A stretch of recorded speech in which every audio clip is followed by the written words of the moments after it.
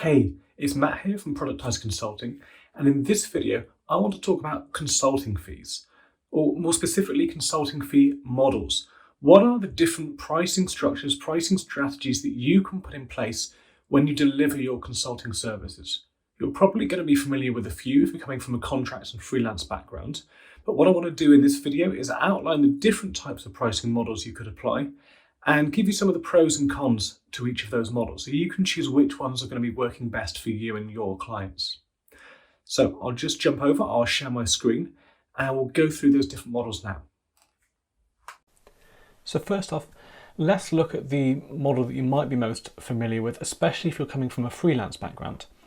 This is the hourly rate. So pretty self-explanatory. You set your hourly rate, you get charged based on the hours that you work and then bill those clients for. Now, for the pros, some of the plus sides, it's a simple model, right? It's very easy to understand exactly what that looks like. But some of the downsides are there's a ceiling to this. So there'll be a ceiling as to how much you can charge for that hourly rate based on the industry you're in, your skill level, etc. But there will come a point where you can't push those rates up any further. Another limitation is there's obviously a limit to the number of hours in a day. So it is time-based, so you are constrained based on the hours available for you to work. And if you don't work on a particular day, a number of hours, then you don't get to bill for those hours. Now, as well as this, when you're bidding on work, because you're going to be competing based on your skills, most likely when you're charging in this model, it can very easily become a race to the bottom. You're compared against someone else with the same skill set, and they're just looking to get the cheapest person for that hourly rate. So it's not value aligned, your outcomes are not aligned to your clients. Now moving on to the next model, which is the day rate. If you're a contractor, been doing contract work, this is going to be the model that you're most familiar with. And much like the hourly rate, it's a simple model, but rather than charging by the hour, you're charging based on a working day. Now it suffers from some of the same problems that the freelance one, the hourly rate, does. So there'll be a ceiling on that day rate. You can gradually push it up over time, but there will be a limit as to how far you can go with that. And it's not a scalable model. You can't find more days in the week to work. Yeah, maybe if you so choose, you can work at the weekend, but that's it. You're kind of constrained by those times. And another issue can be that it can lead to client familiarity. So clients can end up treating you much like an employee over time as that relationship involves the way that you're working, or you're turning up every day of the week much like an employee would, and therefore you can end up being treated like an employee rather than someone providing particular outcomes for that client. So if you're not careful, you can end up just buying yourself a job in this scenario. Now moving on to the next one, which is something I call day rate plus. This is more like an agency model. So rather than just your own day rate, you look to collaborate with other contractors, introduce them to clients as well, and basically you're making a margin on top of their day rate. But the pros with this, it's a familiar model. You know what a day rate looks like. So therefore, introducing other contracts into that mix as well, it's a familiar model. It makes sense to you. And it is one way to scale. But the problem with this is that it can just end up amplifying the day rate problems that you've already got. So you're taking one day rate issue, not being able to scale that, and you've now got to sell other people's day rates as well as your own. So it suffers from a large number of those same problems and the familiarity, etc. as well. Now the next model I want to talk about is that of project fees. Now by project fees, this is a piece of work that is scoped out, and then you're charging based on what it would take you. You're bidding on that piece of work for what you're willing to charge that client for, what you think they're willing to pay for that piece of work. Now on the plus side, this can be a very high value piece of work, so it can be very profitable.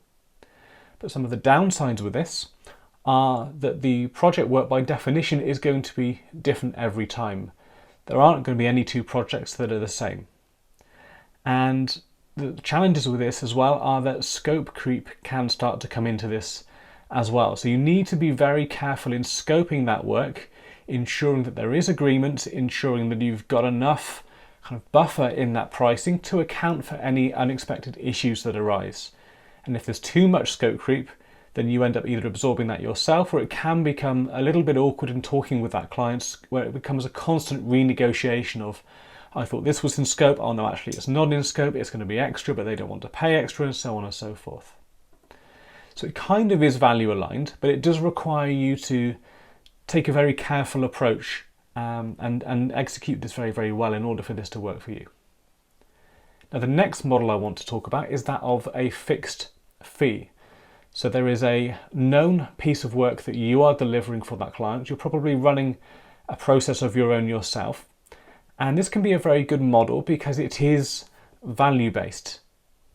It is based on pricing that fixed fee consulting work based on what it's worth to the client. So your outcomes are aligned with your client outcomes, okay? And this actually gives you a lot of leverage on your time. So you're no longer coupled to the number of hours in a day, number of days in a week, and you are delivering this based on the agreed outcomes that you're able to deliver. So this can be a very, very efficient model, and it can be a very scalable model as well. Now, some of the downsides for this are it does require you to have clarity on exactly how you help people in order to correctly structure this fixed fee product. You have to be careful to make sure that you know what the boundaries of this are, know that it aligns with your customer value. And that might sound complicated, but it doesn't need to be. If you do the foundational work to scope this out first and work out what that structure should be, this can be an incredibly efficient model, an incredibly scalable model for you, and one that delivers really good value-based results for your clients as well. Now, moving on to the next model, which is retainer. So with a retainer, you are charging probably a fixed fee on a monthly basis in order to provide, again, a scoped piece of value to that client. Now, much like the fixed fee model, this can also give you kind of high leverage, a lot of leverage of your time in this situation, as well as the advantage of giving you some recurring revenue as well. So it can give you a lot of stability in your business. It can be a very scalable type of product to have in your business as well. Now, some of the downsides, the perceived value can decline over time if you're not careful. And what I mean by this is the value can be very clear up front when the client begins that relationship with you, but over time they might just begin to kind of take you for granted a bit and may not be clear that they're getting the same value, a few months down the line that they were getting at the start. Now, this can be a problem, but it is something that can be mitigated with the right processes in place to reinforce that value that you are delivering.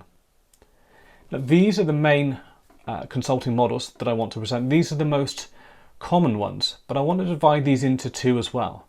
So if we look at the top three consulting fee models, with these three, and I'll go over this in more detail in another video, but I want to give you a bit of an insight into this while we're talking about these fee models.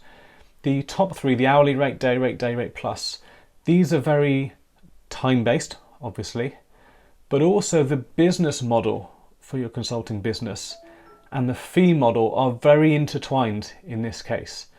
You can't really separate the two. So you're either working an hourly rate or a day rate, and that is your business model. The asset that you've got is really just your time, and that's all you've got to play with. But if we look at the three below that line, so the project fees, fixed fee, and retainer, now with these consulting fee structures, they are decoupled from the business model. And what I mean by that is you don't just have to charge one of these particular types of consulting fees. For most successful consulting businesses, what they will actually have is a mixture of different consulting products that have a number of different characteristics, including the type of fee model that's being applied. So you may well have some entry-level fixed fee products that lead into retainers or project fees or something else. And this can be a really, really good way to again ensure that you've got this leverage within your business, but are also operating in a way that is value-based. For me, I would always look for ways to align your fee structure with the needs of the client and the value that you deliver to the client. And the example I like to give with the time-based models is that if you deliver the same outcomes, the same results as somebody else, another contractor, let's say, but you can do that in half the time that it takes them, you should be incentivized to do that because your client gets better results that way. Turning around something quicker is normally better for your end client, assuming the results are the same, of course.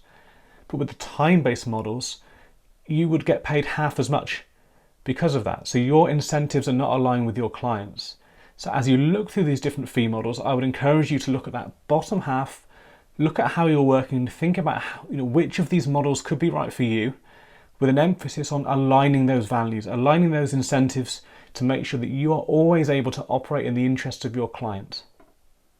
I hope that's useful. Happy to take any questions that you've got, just drop them in the comments below. And yeah, we'll look through those and I'll speak again soon.